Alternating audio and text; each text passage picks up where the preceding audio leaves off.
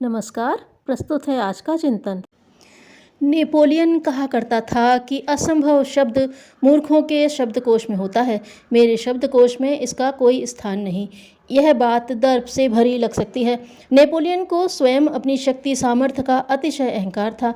वह चाहे जो भी रहा हो, पर उसका उपयुक्त वचन अक्षरशः सही है। यही बात डेल कार्नेगी ने जीवन जीने की कला पर व्याख्यान देते हुए कहा तो एक श्रोता ने पूछा, श्रीमान, यह कैसे हो सकता है कि इस दुनिया में असंभव कुछ न हो? बताइए तो, क्या एक छलनी को पानी से भरे बर्तन में डुबाया जाए और उसे बाहर निकाला जाए तो क्या उसमें पानी ठहर सकेगा? बेशक, कार्नेगी ने कहा, छलनी में पानी ठहर सकता है यदि बर्तन के पानी को जमाकर बर्फ बना लिया जाए तो। तर्क और विचार के द्वारा कुछ भी सिद्ध किया जा सकता है, लेकिन इस युक्ति का तथ्य भी समर्थन करते हैं। यदि व्यक्ति विश्वास, विचार और योजनाबद्ध ढंग से कार्य करे तो असंभव को भी संभव में बदला जा सकता है। कहने का आशय यह है कि इस आधार पर अपने लिए मनचाही परिस्थितियां विनिर्मित की जा सकती हैं। यदि अपने भीतर अपनी शक्तियों के प्रति विश्वास कूट कूट कर भरा हो तो असफलताओं का मुंह कभी नहीं देखना पड़ेगा। असफलताओं का मुंह तभी देखना पड़ता है जब सामर्थ्य और साधनों का विचार न करते हुए ऐसे कदम बढ़ा लिए जाएं जो विचारशीलता और विवेक की दृष्टि से उपयुक्त नहीं कहे जा सकते। इसके अतिरिक्त आत्मविश्वास का अभाव भी असफलता का एक कारण है। आत्मविश्वास का अर्थ अनियंत्रित भावुकता नहीं है, वरन यह उस दूरदर्शिता का नाम है जिसके साथ यह संकल्प और साहस भी जुड़ा रहता है। ऐसे आत्मविश्वासी जो भी काम करते हैं उनमें न तो ढील पोल होती है, न उपेक्षा और न अनउत्तरदायित्व। इस स्तर के आत्मविश्वास को लेकर जो भी कार्य किए जाते हैं उनमें पूरा मनोयोग, तन्मयता, तत्परता तथा परिश्रम समाहित रखा जाता है। सफलता प्राप्त करने की इस नीति को अपनाकर कई व्यक्ति प्रतिकूलताओं में भी आशातीत प्रगति कर चुके हैं। ईसाई प्रचारकों में पादरी इवाइटा मूडी का नाम अंग्रेजी प्रचारकों में लिया जाता है। उनकी पत्नी कम पढ़ी थी, पर वह चाहती थी कि मेरा पति पादरी बने। मूडी एकदम अनपढ़ थे, सो कम पढ़ी लिखी श्रीमती मूडी ने अपने अनपढ़ पति को ही थोड़ा बहुत पढ़ना लिखना सिखाया और उनमें गिरजे के प्रति, धर्म प्रचार के प्रति लगन पैदा की। थोड़ा बहुत पढ़ने लिखने और धर्म प्रचार के प्रति उत्साह उत्पन्न कर देने के बाद मूडी स्वयं अभीष्ट कार्य में प्रवृत्त हुए और रुचिपूर्वक अभ्यस्त दिशा में बढ़ने लगे। अंततः पत्नी की प्रेरणा, प्रयत्न और प्रोत्साहन ने मूडी को धर्म प्रचारक बनाकर ही छोड़ा और पादरी भी ऐसा जिसने ईसाई जगत में असाधारण ख्याति तथा प्रतिष्ठा प्राप्त की। अमेरिका के प्रसिद्ध राष्ट्रपति अब्राहम लिंकन का पालन पोषण उनकी सौतेली माँ ने किया था। गरीबी और कठिनाइयों के बीच रहते हुए उसने अपने बेटे को ऐसी प्रेरणाएं दी और उसके अंतःकरण में ऐसे बीज बोए जिनके अंकुर बच्चे की समझ में शिक्षा को ही नहीं वरन उसकी आत्मा को भी ऊंची उठाते चले गए। पढ़ने और ज्ञान प्राप्त करने का उनमें ऐसा चाव उत्पन्न हुआ कि वह एक एक पुस्तक मांगकर पढ़ने के लिए मीलों पैदल चलकर जाते और पढ़ने के बाद उस पुस्तक को वापस लौटाने के लिए उसी तरह पद यात्रा करते। लक्ष्य के प्रति निष्ठा, तन्मयता, लगन और परिश्रम के बल पर लिंकन आत्मिक प्रगति करते हुए न केवल अमेरिका के राष्ट्रपति बने, बल्कि उनकी गणना विश्व के महामानवों में की जाने लगी। इस बीच उन्हें कई बार असफलताओं का सामना करना पड़ा, पर क्या मजाल कि उन्होंने मन को जरा भी छोटा किया हो।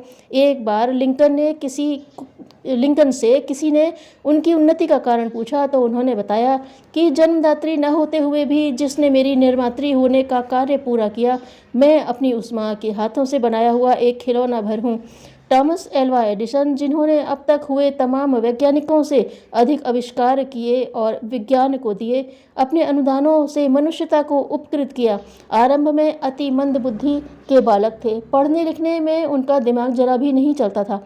स्कूल में भर्ती कराए जाने पर कुछ दिनों बाद अध्यापक ने एडिसन के हाथ अभिभावकों के नाम एक पत्र भेजा।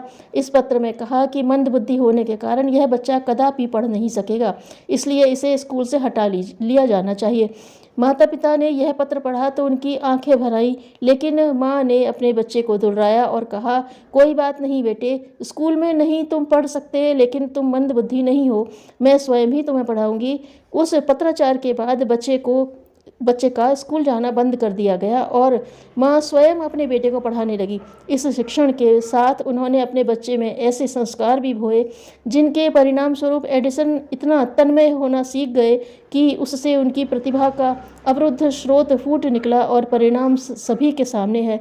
एडिसन की गणना विश्व के सर्वाधिक मूर्धन्य वैज्ञानिकों में सबसे पहले की जाती है।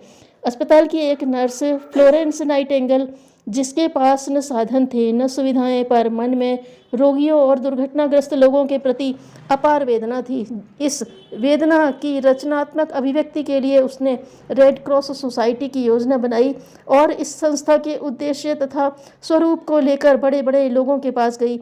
नाइटिंगेल की हैसियत और उसके कार्य की गरिमा में इतना भारी अंतर देखते हुए लोगों ने उन्हें यही परामर्श दिया कि इस तरह हवाई कल्पनाएं करना व्यर्थ है।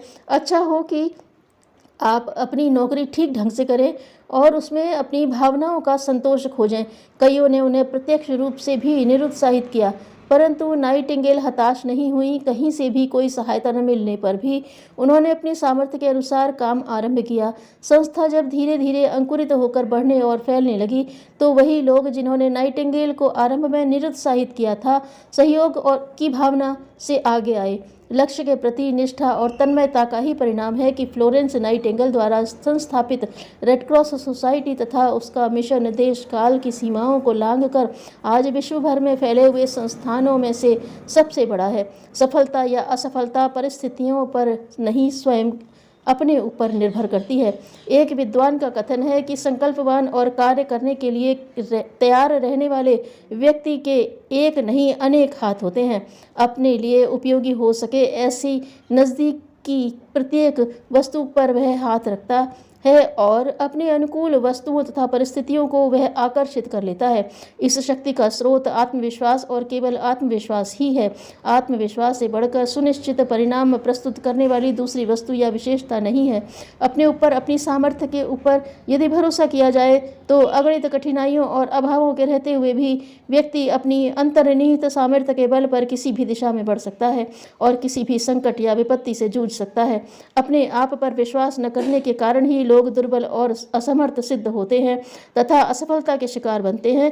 अपनी क्षमता पर, अपनी प्रामाणिकता पर, अपनी शक्ति पर अविश्वास करने से ही उज्जवल भविष्य की संभावनाओं से वंचित रहना पड़ता है। इस संसार में कोई भी उपलब्धि या सफलता बिना उचित मूल्य चुकाए नहीं मिलती।